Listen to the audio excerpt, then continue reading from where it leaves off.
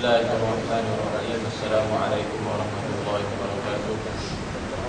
Alhamdulillahilladzi hadana li hadza wa ma kunna linahtadiya laula an hadana Allah. Asyhadu an la ilaha illallah wahdahu la syarika lah wa asyhadu anna Muhammadan 'abduhu wa rasuluh. Rabbi shrah li sadri wa yassir li amri wahlul 'uqdatam min lisani yafqahu qawli. Subhanaka la ilma lana illa ma 'allamtana innaka antal alimul hakim. Wa la haula wa la quwwata illa billahil aliyyil azim. Alhamdulillah, semuanya syukur kita kepada Allah Subhanahu wa taala di atas limpahan taufik hidayah Allah Subhanahu wa taala. Sama-sama lagi dapat kita berdoa, dapat kita menunaikan perintah Allah Subhanahu wa taala, dan sama-sama lagi dapat kita melapangkan masa kita untuk sama-sama kita mencari bekal, dan mudah-mudahan apa yang kita pelajari dapat kita gunakan membantu diri kita untuk beramal, dan mudah-mudahan kita ini sentiasa termasuk dalam golongan yang mendapat rahmat Allah Subhanahu wa taala. Jadi kita sambung lagi ayat 130, 132 surah Al-Baqarah. 130. A'udzu billahi minasyaitonir rajim. Wa man yarghabu 'an millati Ibrahim illa man safiha nafsahu وَلَقَدِ اصْطَفَيْنَاهُ فِي الدُّنْيَا وَإِنَّهُ فِي الْآخِرَةِ لَمِنَ الصَّالِحِينَ إِذْ قَالَ لَهُ رَبُّهُ أَسْلِمْ قَالَ أَسْلَمْتُ لِرَبِّ الْعَالَمِينَ وَوَصَّى بِهَا إِبْرَاهِيمُ بَنِيهِ وَيَعْقُوبُ يَا بَنِيَّ إِنَّ اللَّهَ اصْطَفَى لَكُمُ الدِّينَ فَلَا تَمُوتُنَّ إِلَّا وَأَنْتُمْ مُسْلِمُونَ صدق الله العظيم.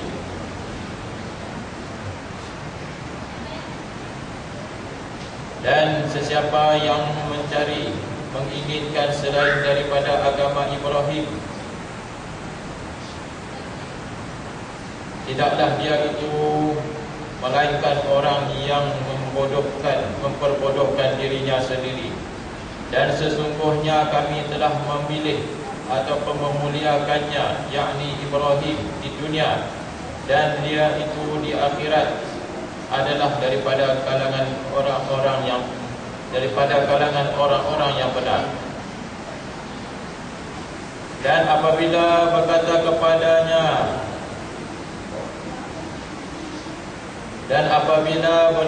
Tuhannya kepadanya, yakni kepada Ibrahim, aslim, Islamlah kamu, tunduklah kamu, patuhlah kamu. Maka Ibrahim pun berkata, sesungguhnya aku tunduk patuh kepada Tuhan sekalian alam. Dan berwasiat Ibrahim akan anaknya dan Yakub, wahai anakku, sesungguhnya Allah telah memilih kamu untuk agama ini, dan janganlah kamu mati melainkan kamu berada di dalam keadaan Islam, yakni tunduk dan patuh kepada Allah Subhanahu wa taala. Kalau itu kita tengok sebab turunnya ayat 130. Wa man yarghabu 'an millati Ibrahim illa man safiha nafsahu ila akhir ayat. Sebab turunnya ayat ini sebagaimana yang disebut oleh Ibnu Ayyinah,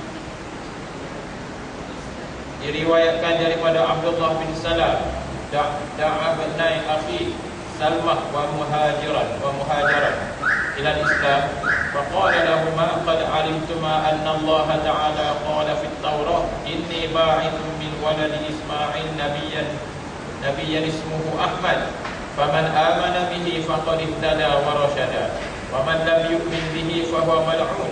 Fa aslama Salmah wa aba muhajir fanazalat al-ayah. Diriwayatkan daripada Abdullah bin Salam. Abdullah bin Salam ni salah seorang sahabat Nabi radhiyallahu anhu. yang asalnya adalah beragama Yahudi, Abdullah bin Salam, dan bertukar dengan Abdullah bin Ubay. Abdullah bin Ubay itu bapa munafikun. Yang silap, Abdullah bin Salam. Dia mendakwah kedua anak saudaranya, salah satunya namanya Salmah, dan seorang lagi nama wallahu a'lam muhajiran kepada Islam. Dan Abdullah bin Salam berkata kepada keduanya, kedua anak buah dia ni, sesungguhnya kamu memang telah pun mengetahui,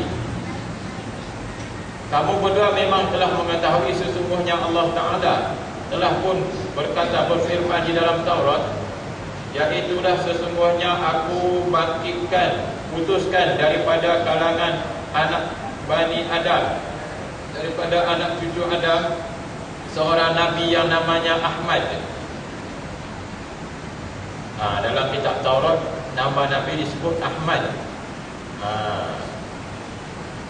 Dan sesiapa yang beriman dengannya, dengan Ahmad ini, Nabi yang bernama Ahmad ataupun Muhammad, sesungguhnya dia telah memperolehi hidayah dan petunjuk. Dan sesiapa yang tidak beriman dengannya, sesungguhnya dia itu adalah dilaknat. Maka seorang masuk Islam namanya Salmah, namun seorang lagi enggan, tidak mahu masuk Islam. Walaupun dia kata di situ aba, enggan, tak mahu masuk. Tak mahu.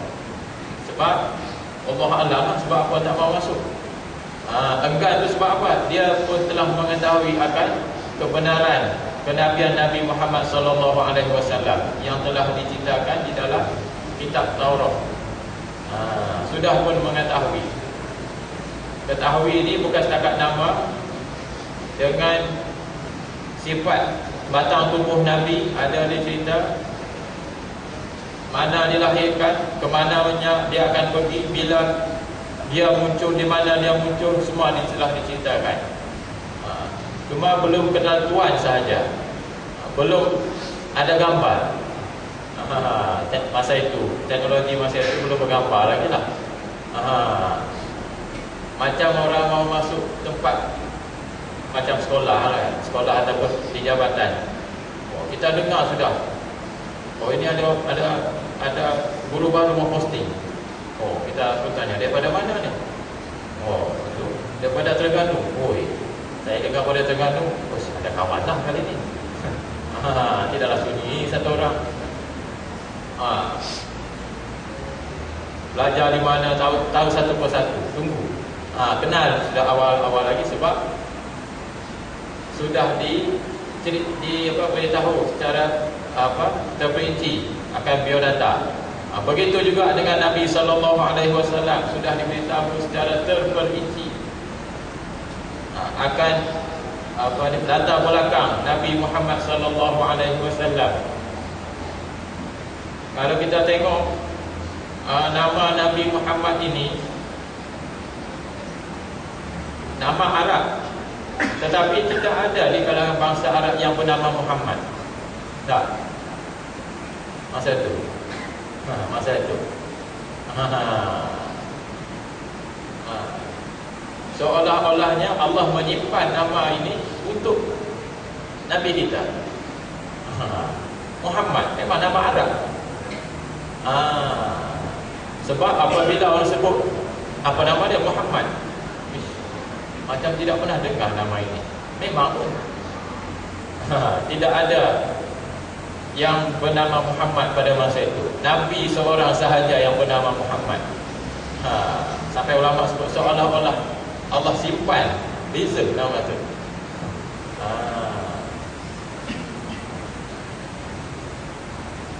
Melalui ayat-ayat terdahulu, bagaimana Allah Subhanahu Wa Taala menceritakan kepada kita tentang bagaimana Allah Subhanahu Wa Taala memuji Nabi Ibrahim dengan beberapa perintah.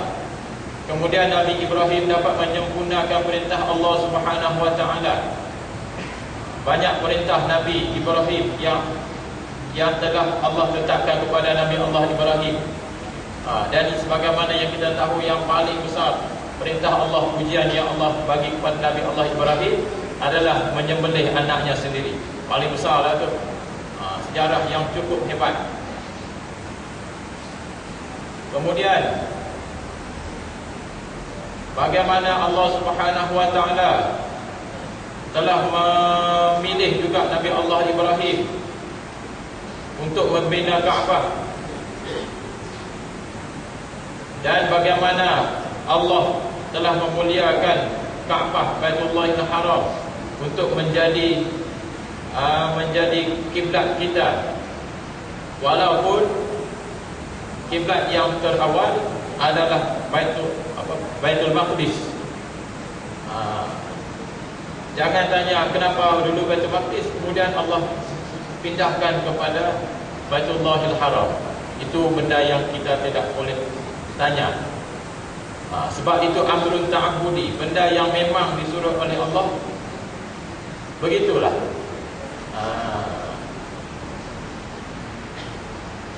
Dan bagaimana Nabi Ibrahim,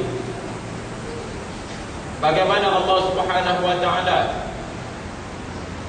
memberitahu kepada kita, iaitulah sesiapa yang menginginkan selain daripada agama Ibrahim, iaitulah agama Islam, selain daripada agama Islam, sesungguhnya dia telah pun memperbodohkan dirinya sendiri. Kenapa Allah sebut memperbodohkan dirinya sendiri? Sebab terlalu banyak bukti-bukti ataupun dalil-dalil, tanda-tanda yang menunjukkan kepada kekuasaan Allah Subhanahu wa taala melalui nabi-nabinya, daripada Adam alaihi salam sampailah kepada Nabi Allah Ibrahim, menunjukkan, membuktikan kebenaran yang dibawa oleh para rasulnya. Sebab itulah mukjizat-mukjizat yang dibawa oleh para nabi, para rasul adalah salah satunya bagi menunjukkan kebenaran ajaran yang dibawa oleh para rasul. Sebab itulah mukjizat ini sesuatu yang tidak akan dapat dilawan oleh mana-mana manusia, mana-mana makhluk Allah sekalipun. Dan para nabi, para rasul, dia tidak menunjukkan mukjizat dia itu sesuka hati. Tidak. Duduk sekejap tu, belah ke manis. Tak boleh sesuka hati, tidak. Dia atas perintah Allah Subhanahu wa taala. Semua para nabi, para rasul tidak akan melakukan tindakan melainkan dengan perintah Allah Subhanahu wa taala. Sebab sifat manusia ini, dia ingin tengok kepada sesuatu bukti. Sifat naluri manusia. Kalau anak dia tidak berjumpa bapa lama, terbuang daripada kecil, satu kali bapa dia datang mengaku, oh anak ni kaya. Tidak, ada cerita lah. Anak ni jutawan, kaya, senang lenang, datanglah bapa. Kau tidak tahu apa itu? Sayalah kau punya bapa. Jadi bukti lah. Perlu kepada bukti. Kalau bukti yang terkini sekarang ni apa? DNA lah. Yang tidak dapat disangkal lagi.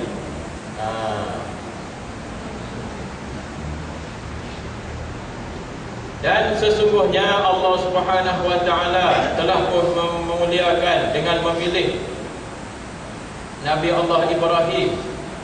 Dimuliakan Nabi Allah Ibrahim ini di dunia lagi dengan dijadikan oleh Allah Subhanahu wa taala akan Nabi Allah Ibrahim ini sebagai Abul Anbiya.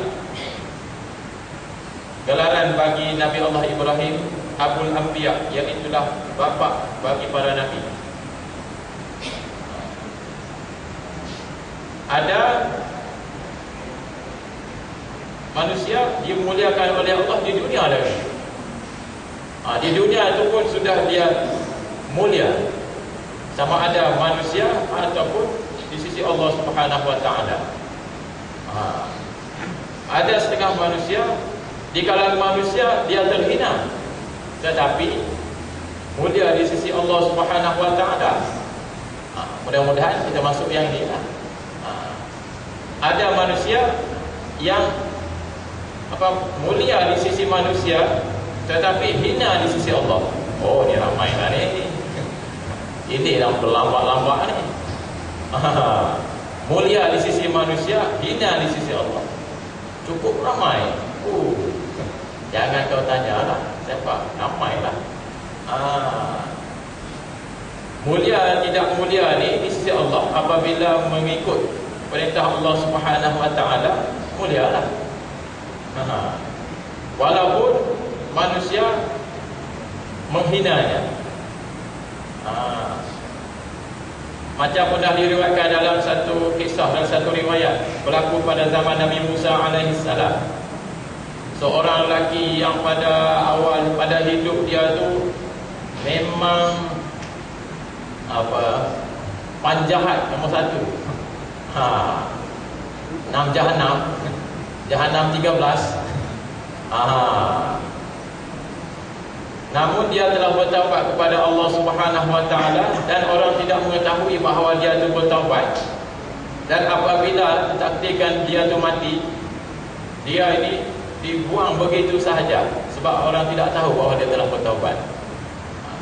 Allah memerintahkan Nabi Musa ambil orang itu. Sebab apa? Dia mulia di sisi Allah. Tapi janganlah kalau gitu, kita bertaubat, kita beritahu orang, "Ji, saya bertaubat sudah ni." Betul-betul saya bertaubat sekarang. Itu yang kita pujilah. Dan mudah-mudahan kita ini dapat mulia di sisi manusia, mulia juga di sisi Allah Subhanahu wa taala.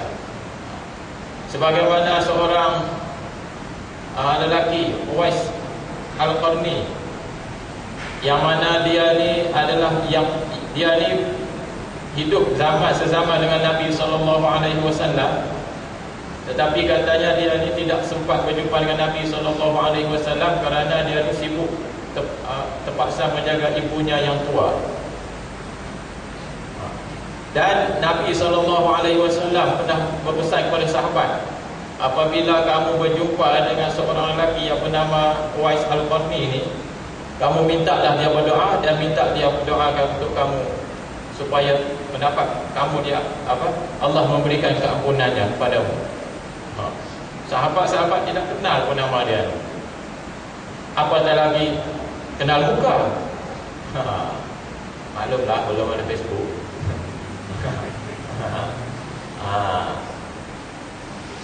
Dan Nabi SAW memerintahkan para sahabat, Nabi pesan, berwasiat, kalau aku sudah wafat, hadiahkan jubah aku ini kepada si lelaki ini. Jubah Nabi yang berwarna hijau. Nabi ini suka dua warna lah. Tahulah kan, hijau putih tu. Faham lah. Warna Petronas tu warna hijau putih, warna sunnah lah. Macam budak-budak sekolah menengah kan. Saya selalu kalau beritahu adik-adik pakai baju ni sebenarnya dia lelaki lah. Warna sunnah ni, warna sunnah. Sebab Nabi suka warna hijau putih. Jadi adik-adik telah memakai dua warna yang Nabi suka.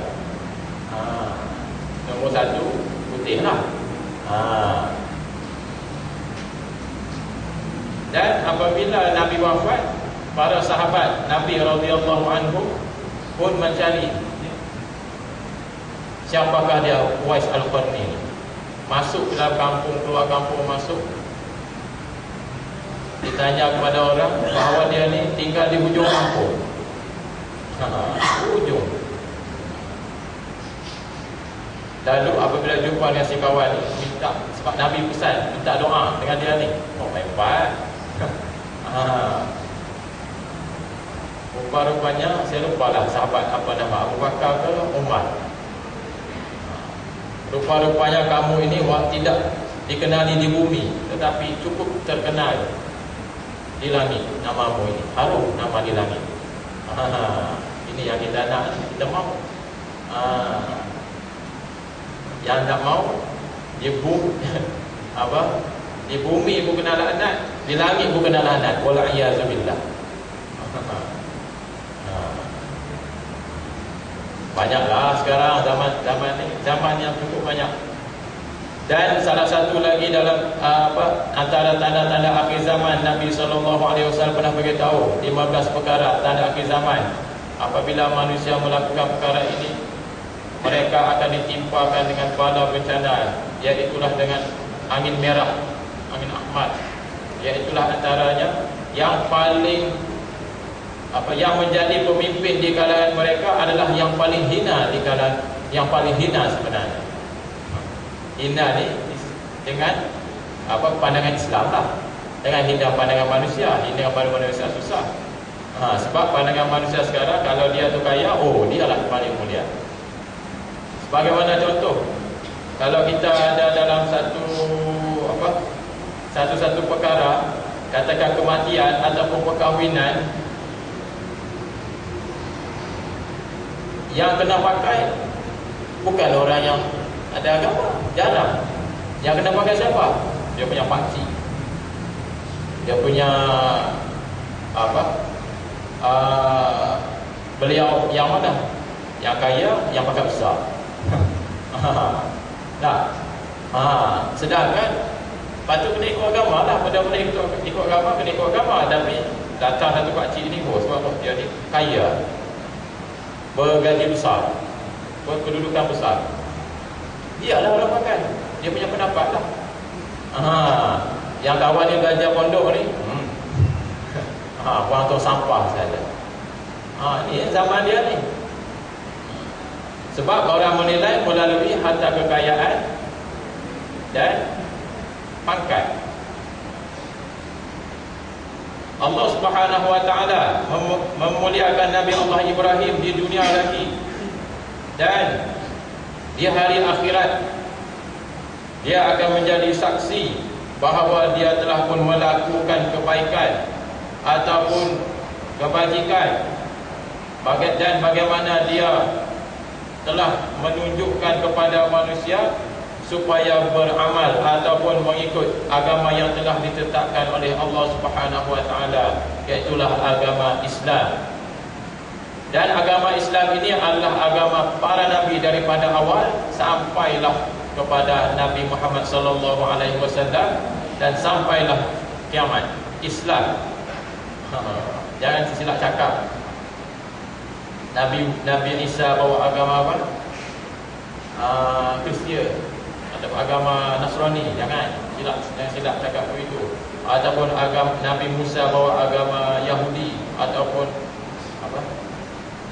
Yahudi lah kan? Jangan silap cakap begitu. Dalam kita berdakwah dengan orang bukan Islam, itu kena jaga, jangan tersilap cakap. Yang pasti bahawa kita beritahu kepada dia, kami diajar oleh Nabi kami supaya beriman dengan semua Nabi, Isa ke, Musa ke, dan semua sekali. Bahkan kalau kami tidak beriman dengan salah seorang Nabi ini, kami tidak lagi dikira beriman. Orang bukan Islam di akhirat, Kristian terutamanya, macam mana orang Islam beriman dengan Nabi Isa ataupun Nabi Musa, sedangkan mereka menolak secara terang-terang Nabi Muhammad. Sebab itulah tuan-tuan, kalau tuan-tuan pergi ke negara Arab, boleh dikatakan tuan-tuan tidak akan berjumpa dengan orang Kristian atau bukan Islam yang bernama Muhammad ataupun Ahmad. Kalau dia tu nama Ahmad, Muhammad, Mahmud, confirm biasanya Islam lah dia. Biasanya orang bukan Islam namanya Isa, Musa, Yusuf, nama-nama Nabi daripada kalangan Bani Israel.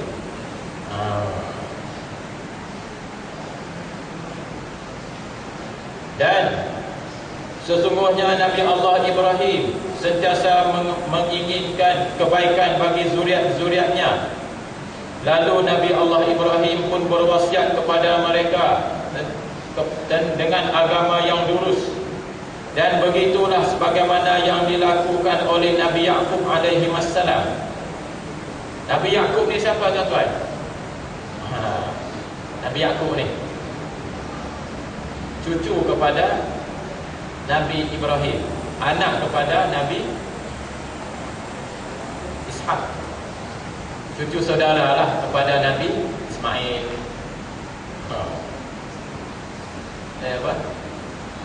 Anak buah kepada Nabi Ismail.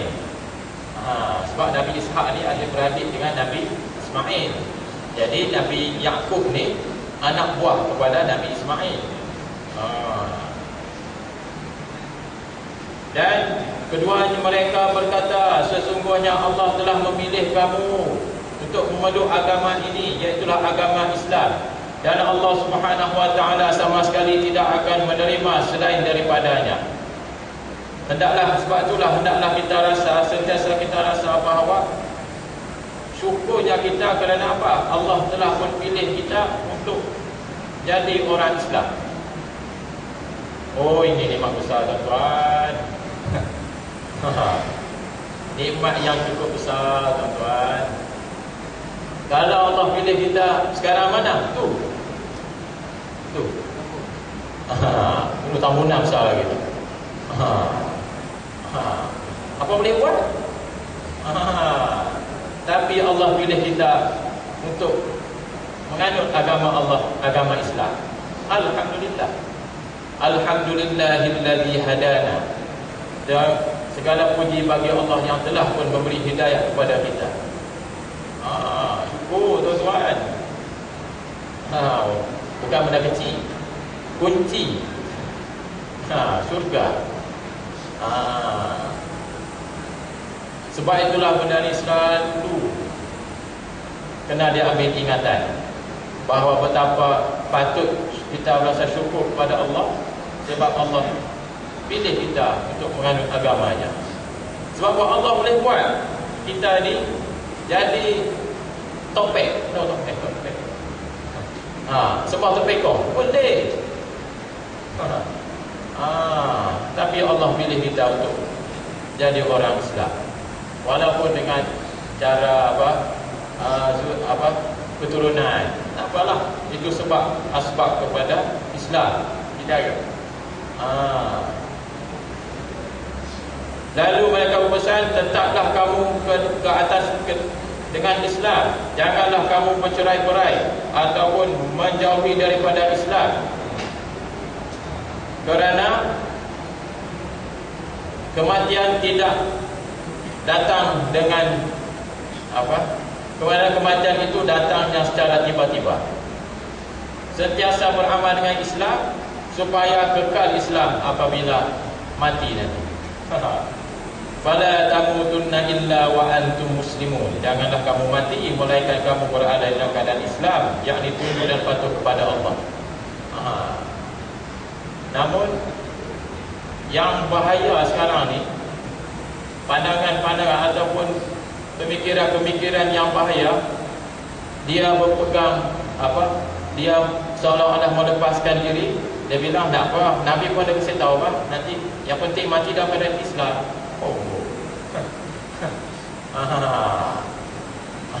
Nabi memang betul ada Nabi SAW sebut siapa yang mati yang mana ada sebesar